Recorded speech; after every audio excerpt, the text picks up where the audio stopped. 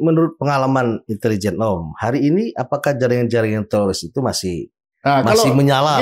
Kalau aku nggak mau bilang tuh jaringan teroris. Enggak, kenapa dia menjadi teroris itu kalau dia membuat rasa takut orang banyak.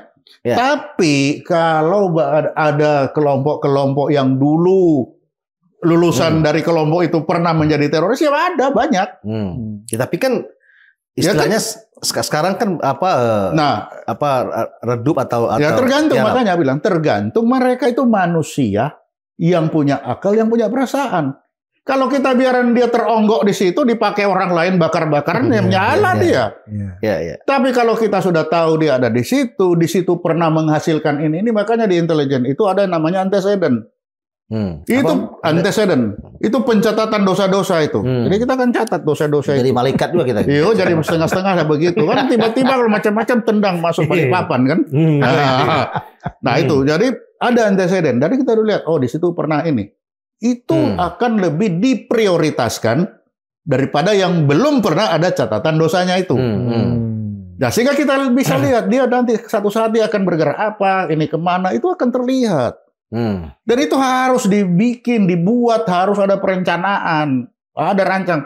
Waktu aku di kita bikin semua, enggak ada satupun yang lolos dari pengamatan kita. Tapi kan gini Om, itu orang itu kan ada fasenya, ada prosesnya. Mungkin pada waktu itu dia ikut teroris, tapi lama-lama dia bisa kembali. Iya betul. Seperti Samudra ya, bom Bali misalnya. Dia malah menjadi dipakai oleh BNPT atau Densus untuk melakukan deradikalisasi kepada kawan-kawannya. Ali Imran. Udah dihukum mati. Betul. Jadi Samudra mati ya, Ali Imran ya. Ali Imran, sorry. Jadi itulah saya bilang, kita mengawasi dia untuk melihat perkembangan. Karena dia apapun tadi manusia punya hati, punya akal. Yang bisa kita lihat perkembangannya terus, tidak selamanya dia jadi seperti itu. Akan ada perkembangan. Itulah sebabnya dia butuh teman di luar sistemnya dia, di luar komunitas. Iya, di luar komunitas dia. Nah itu kan teman-teman, itulah pekerjaan utama intelijen. Itulah berteman dengan hantu kalau perlu kan itu, termasuk hantu-hantu negara kalau begitu itu kan. Iya. Pertanyaannya, apakah dilakukan atau tidak? Itu satu. Yang kedua, apakah masih bisa dia menjadi hantu yang tidak dikenal oleh orang-orang itu? Kan itu. Tapi kalau dia masih bisa berteman, bisa itu. Karena apapun dia manusia, dia masih butuh teman. Tapi dia harus tahu betul, ini teman saya mengajak kemana ini dia. Nah kita kan harus tahu, ini orang biasa ke kanan, jangan tiba-tiba langsung ke kiri. Harus kanan dalam dulu, baru tengah, baru ke kiri. Kan itu butuh seni. Dan seni itu tidak mungkin lahir dalam satu hari itu. Iya. Kita kembali ke Zora. Zora, selama pengalaman Anda bertemu dengan pelaku-pelaku teroris, itu memulihkan ya, dari psikologi forensik yang Anda temui dari survei Anda gitu, memulihkan orang dari fase ke kiri, kemudian masuk ke tengah, kembali normal, nggak usah kita ngomong sampai ke kanan lah. Itu biasanya membutuhkan waktu berapa lama? Atau memungkinkan orang menjadi bisa dari kiri menjadi ke tengah gitu misalnya. Ada pendapat yang pesimis, yang mengatakan nggak mungkin lah gitu ya. Itu mereka sudah begitu tuh. Kalau bahkan ada yang mengatakan memang ada orang tuh punya criminal mind gitu. Maksudnya sudah mau diapain juga memang bibitnya memang buruk gitu ya. Tapi ada optimism yang optimistik mengatakan masih bisa orang, walaupun mungkin nggak separah itu gitu ya. Yang tadi itu bisa 2 tahun nggak sama sekali di-touch loh ya dari jaringan. Dan itu susah karena biasanya mereka keluar dari lapas tuh juga gabung lagi karena ketergantungan ekonomi. Mereka juga nggak boleh nikah sama orang di luar jaringan. Jadi kan harus nikahnya sesama ipar yang memang begitu, walaupun misalnya sudah jadi janda. Sama itu nggak bisa ya? Nggak bisa.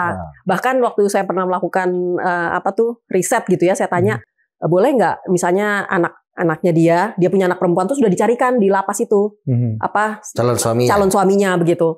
Kemudian boleh nggak dia misalnya nikah sama orang di luar yang jaringan, dia bilang dia PNS, saya bilang wah apalagi PNS itu togut bu gitu ya, itu setan gitu ya. TNI Polri, wah naudzubillah min dzalik bu katanya. Jangan sampai gitu ya. Jadi enggak. Apalagi model Ampoldo ini. Mungkin togut. Lah kalau sudah jadi hantu kan. Baik.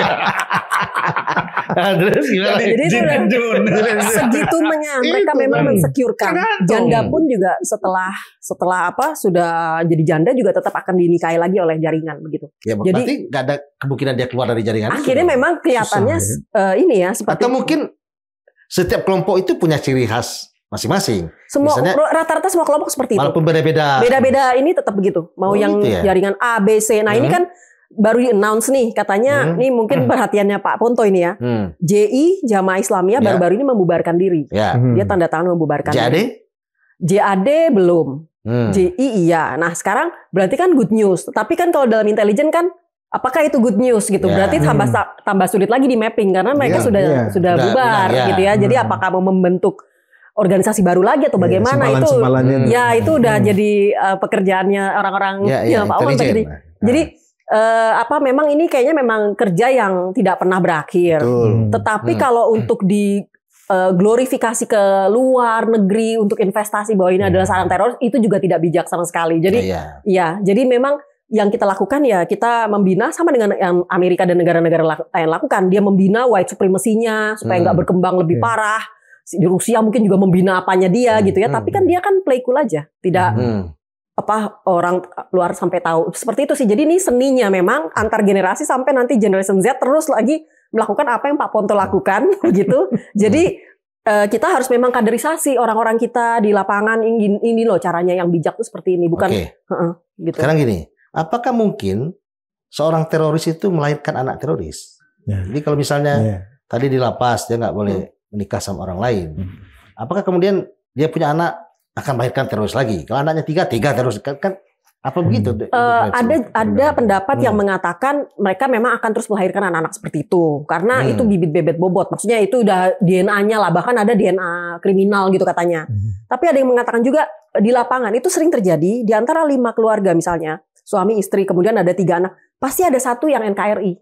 Biasanya begitu. Jadi memang Tuhan tuh adil. Jadi ada yang balancing gitu. Atau ada yang beda sendiri dengan yang lain. Dan ini yang biasanya oleh para intelijen dipakai itu. Mungkin diberdayakan digunakan untuk bisa membina keluarganya yang lain begitu. Karena dia yang bisa disentuh satu-satunya ada yang pulang dari Syria 15 orang pulang satu anak ini dan anak ini sekarang yang mengintervensi juga keluarganya untuk udah kita bergabung. Ada gitu. Dia sering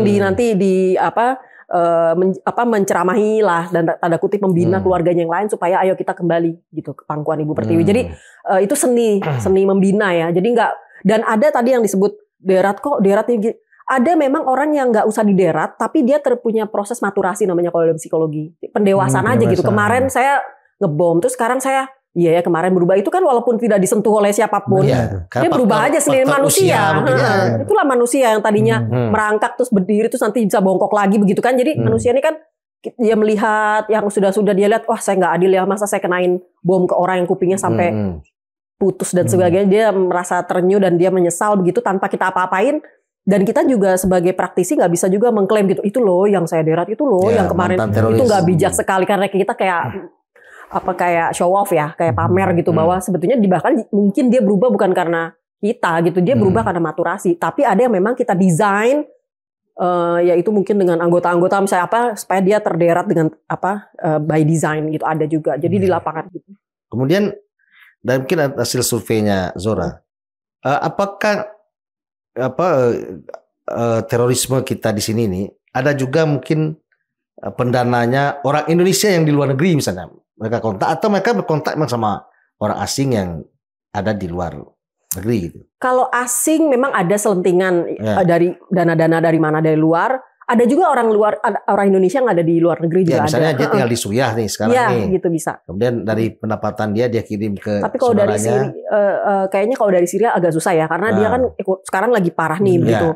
Mungkin dari kita yang ngirim ke dia gitu atau mungkin dari negara lain negara maju ngirim ke sini atau kemudian dari sini ngirim ke Syria tuh bisa gitu. Donaturnya itu harus berasal dari dalam jaringan atau memang bisa dari luar jaringan?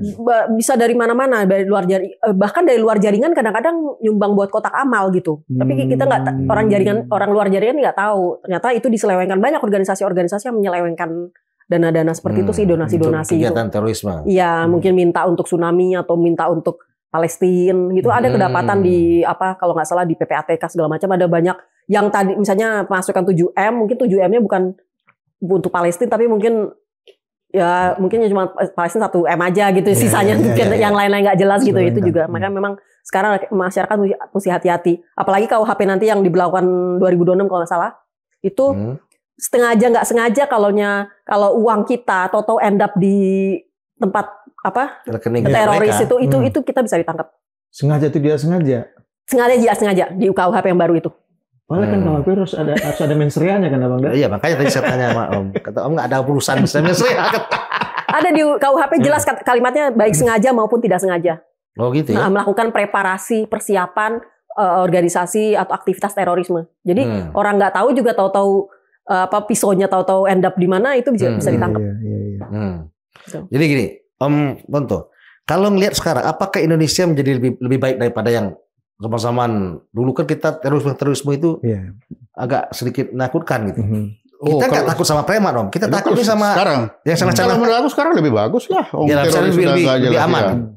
Jadi kalau tadi bagaimana itu si anak teroris itu, ilmu alam lagi yang mengajarkan bahwa manusia itu dilahirkan, dia akan dipengaruhi oleh lingkungan. Ya. Contoh, mengapa dendam dari Ken Dedes itu terus menerus dengan Ken Arok? Padahal itu bayinya Ken Dedes kan tidak tahu kalau yang bunuh itu Ken Arok. Tapi Anusapati begitu lahir dikasih tahu sama maknya, itu loh yang bunuh bapakmu katanya. Kalau tidak dikasih tahu, dia nggak akan tahu. Nah sama dengan ini. Kalau dia lahir dia tidak tahu bahwa dari lingkungannya dia seperti ini, dia nggak tahu. Lah kita terduga teroris ditembak mati, televisi, podcast, semua. Jadi sambil memberitahu namanya ini. Padahal manusia itu ketika mempengaruhi orang bisa dengan pengaruh langsung, bisa terpengaruh tidak langsung. Nah kalau kita membuat supaya dia jadi baik, ya kita harus mempengaruhi dengan tidak langsung. Atau kalaupun langsung dia harus tahu ini orang baik-baik dan tidak tahu bahwa dia sedang dipengaruhi. Itu kan ilmu ini aja itu. Nah tapi kalau ini kan pekerjaan intelijen, makanya intelijen itu selalu bilang berangkat tugas dianggap mati, hilang tidak dicari, kalah tidak dipuji, menang tidak dipuji, kalah dicaci maki. Jadi kalaupun kita menang melaksanakan pengaruh itu, kita tidak boleh bilang ini akibat derat saya, nggak boleh. Itu. Jadi biarkanlah kita senang dengan wah dia sudah jadi orang baik. Tapi kalau itu akibat saya. Inilah jadi penyakit-penyakit yang muncul itu akibat dari seharusnya itu adalah pekerjaan-pekerjaan intelijen. Yang tadi itu dia tidak boleh menyatakan ini pekerjaan saya. Ini dimunculkan, ya ini jadinya. Kalau itu dimunculkan bukan jadi baik, pasti tidak baik. Itu ilmu alam memang sudah bilang begitu. Jadi kalau orang-orang itu tadi yang dia baru lahir tidak tahu apa-apa, biarkanlah dia tahu itu hal yang baik-baik. Nah untuk baik-baik, ya dimunculkan yang baik-baik lah di TV baik-baik. Jangan baru terduga teroris ditembak mati. Terduga loh, belum salah. Itu yang dengar loh. Kok terduga deh? Itu sama dengan Anusapati dikasih tahu ibunya. Ini loh yang bunuh. Jadi itu terus menerus. Sehingga ketika kalau kita mau memutuskan itu, yang pertama coba kita berhentilah itu terduga itu. Kalaupun itu ada itu dalam ruangan tertutup. Nanti di luar publik itu lain ceritanya. Amerika mana di luar pernah cerita itu? Nggak ada. Di luar baik-baik semua, walaupun di dalam senjata tiap hari.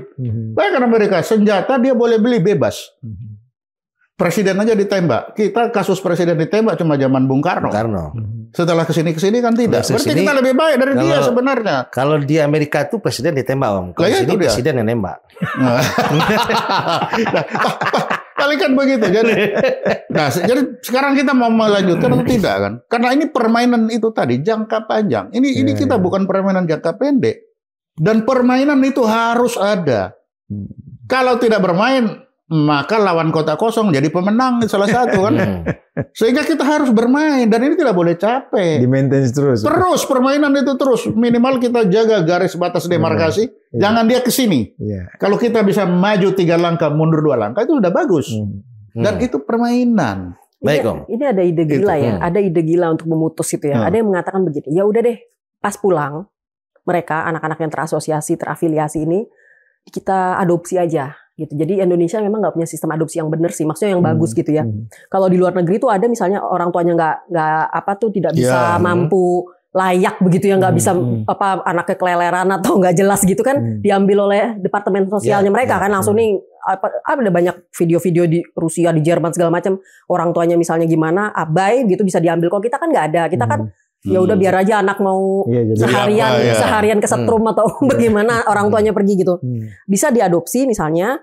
Jadi dengan alasan bahwa untuk memutus tadi dengan alasan bahwa orang tuanya ini tidak bisa menjalankan ideologi Pancasila, maksudnya mengajarkan, daripada dia ngajarin ideologi yang selain Pancasila misalnya, ya udah berarti dia diputus begitu. Nah, pro kontra lagi, biasa kita kan selalu dikritik ya, tiap mau bikin dikit-dikit wajib militer kritik oleh luar, nanti ini kritik lagi, dibilang katanya itu melanggar HAM.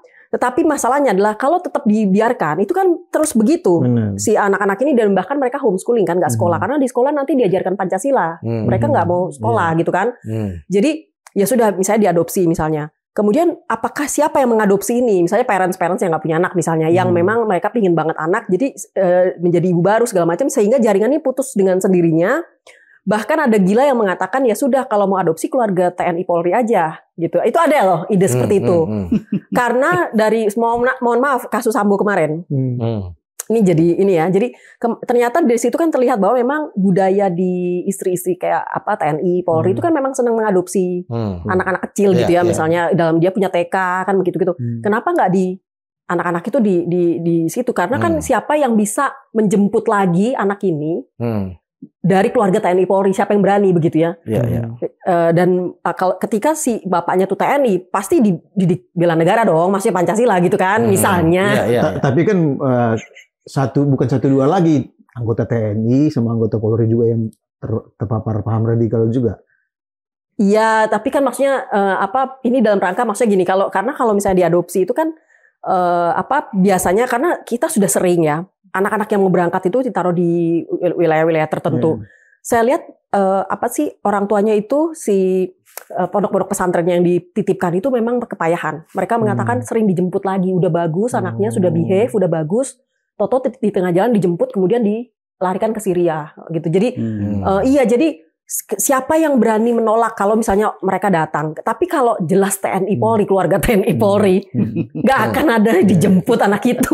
Apalagi tinggalnya apalagi kalau bapaknya tuh kayak saya Pak Sambo gitu misalnya ya. Atau Ampun tuh.